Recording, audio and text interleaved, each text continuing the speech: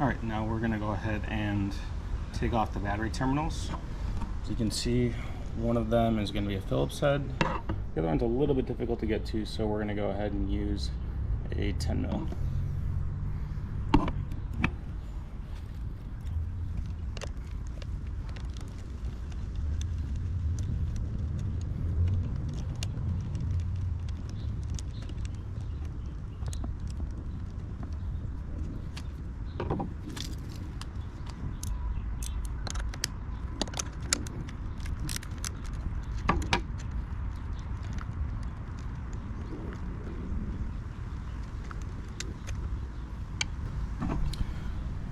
Alright, everything is off. So now we're going to go ahead and insert our Quadlock USB connectors, the SAE connectors.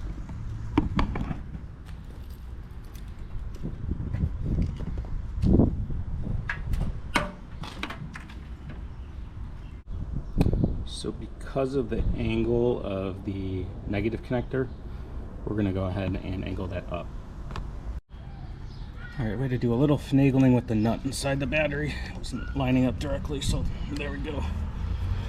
Alright, should be all good. Alright, one other change. I decided to route the positive connection under this little bracket here. That way it's not interfering at the bottom of this. Alright, now we're just going to zip tie everything to hold it in place.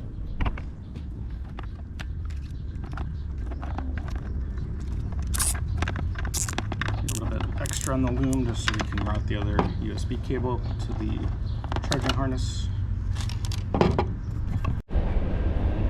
Do one more zip tie right around this bundle just to keep it all together.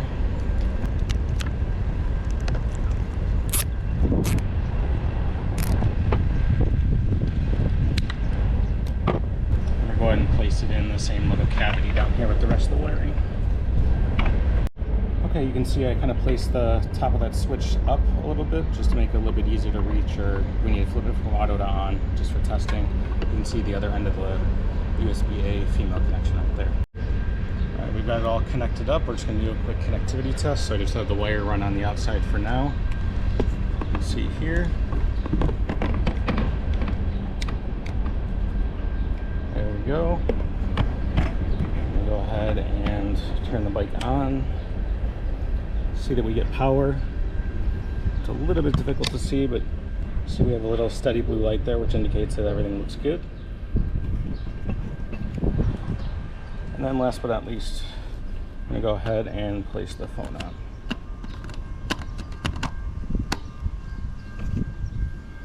And we can see there, looks like it's charging up, so should be good to go. Now we'll just go ahead and run this loom around the inside of the bike. Now we're going to flip this to auto so we don't drain the battery when it's off. We're going to run a quick test here. Turn the bike on.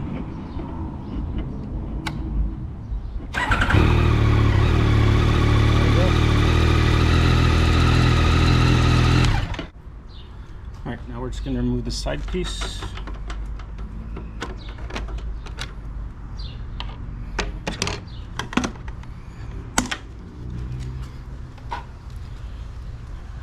And we're going to make an attempt to run the wire into the tank here. That way it doesn't interfere with anything. Alright, it was a little tough to get it snaked under through this little tunnel here, so I kind of just tucked it under the tank and then kind of onto this fairing. So also zip tied it here, make sure we have a little extra space. And then you can see here the wiring runs up here. We go to the other side. You see that I have a little bit of excess plate here just so when the steering's moving we're not having any issues. Now I put everything back together in reverse.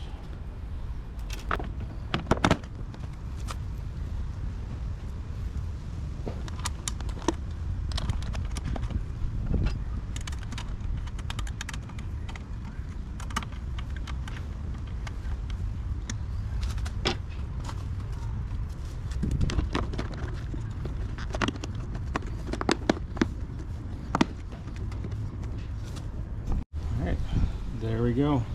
We put one final zip tie down here, and again you can kind of see the clearance just to kind of give us a little bit of extra room. Let's do one final startup and make sure everything works.